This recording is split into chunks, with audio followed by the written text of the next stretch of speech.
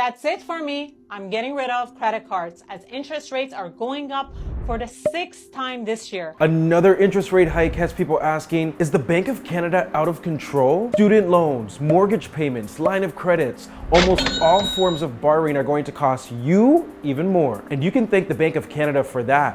Goodbye. But when will I see you again? Oh, never, never. In fact, this year alone, the bank has raised interest rates 6 times from 0.25% at the start of the year to 3.75% now. The move has federal politicians calling on the bank to pump the brakes.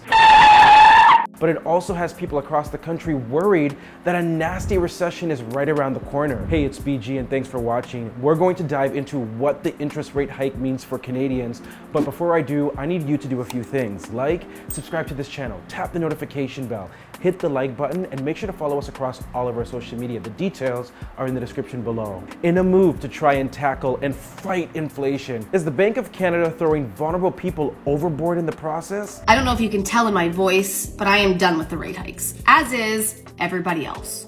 I'm over it. That's how many people are feeling after the bank raised its key interest rate another 0.5% Wednesday to a level not seen since 2008. In this video, I'm going to reveal to you, why is this happening? What are the effects on you? And are there alternative options that the Bank of Canada could be using? Let's talk about why is this happening. It all has to do with the I word. You know it. Inflation. It is no secret that the cost of everything has gone up drastically over the past year. Think gas prices, food prices, literally everything.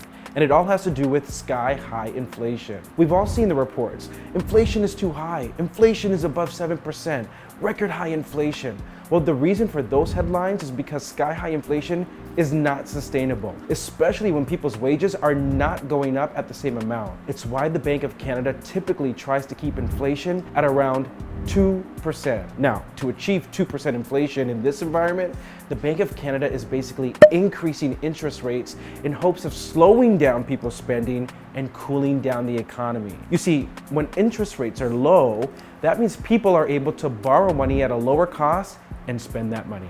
Think of low interest rates as basically a stimulator. But when interest rates go up like they are now, then it basically means borrowing money becomes even more expensive. It means people have less money to spend. So higher interest rates are basically like a depressant. What the Bank of Canada is hoping to do is basically depress demand enough to ease air out of the economy in hopes of bringing down inflation to their target of 2%.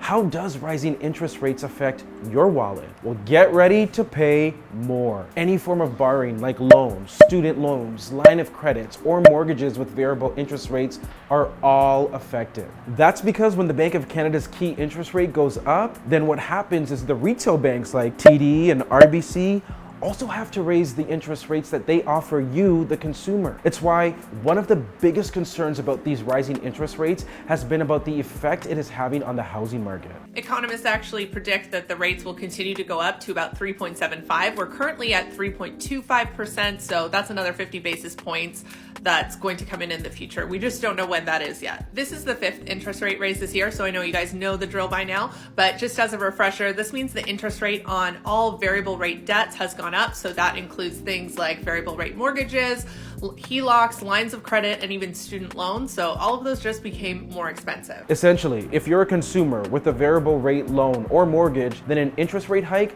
will result in you shelling out way more money towards interest than your actual principal amount. And that has some people worried. About 750,000 Canadian mortgages are at risk of hitting their trigger rate when Bank of Canada raises interest rates next week. Your trigger rate is the interest rate at which your entire monthly mortgage payment goes towards interest. None of it is going towards paying down your mortgage principal. You're not building equity in your home. All of it is being eaten up on interest costs. You're essentially only paying rent to the bank for your house. And if you're a renter instead of a homeowner, be prepared for rent prices to go up. Because if landlords are paying more money towards their mortgage, then they're likely gonna pass those costs on to renters. In fact, a recent poll conducted by Ipsos found that 6 in 10 Canadians say they are concerned about the impact of rising interest rates on their financial situation. So what are the alternatives? Already politicians are starting to point the finger and blaming each other for the Bank of Canada's decision. NDP leader Jagmeet Singh has been very vocal about the Bank of Canada's interest rate hikes. You're probably wondering, what the heck is greedflation and why should I care? It's what's driving up the cost of living, groceries, gas, and literally everything else. It's inflation driven by corporate greed, aided and abetted by establishment liberals and corporate conservatives in Ottawa, one of the major drivers of inflation. Singh believes inflation is being driven by corporate greed, and if the government went after greedy corporations, there wouldn't be a need for these excessive interest rate hikes. But here's the thing. Canada is not the only country going through this. All over the world, countries are dealing with high inflation, and their central banks are also responding by increasing interest rates. Prime Minister Justin Trudeau has said he and his government are watching rising interest rates with concern. And Finance Minister Chrystia Freeland is reminding Canadians that they don't control the Bank of Canada and that the Bank of Canada operates independently from the government. We really understand the value of not pouring fuel on the flames of inflation and of not making the Bank of Canada's very tough job even harder. But even workers' unions are calling for better alternatives. A new report by the Centre for Future Work in collaboration with Canadian Labour Congress called on the Bank of Canada to press pause on its rate hikes until it can assess the impact of previous interest rate increases on the economy. But will the Bank of Canada actually listen?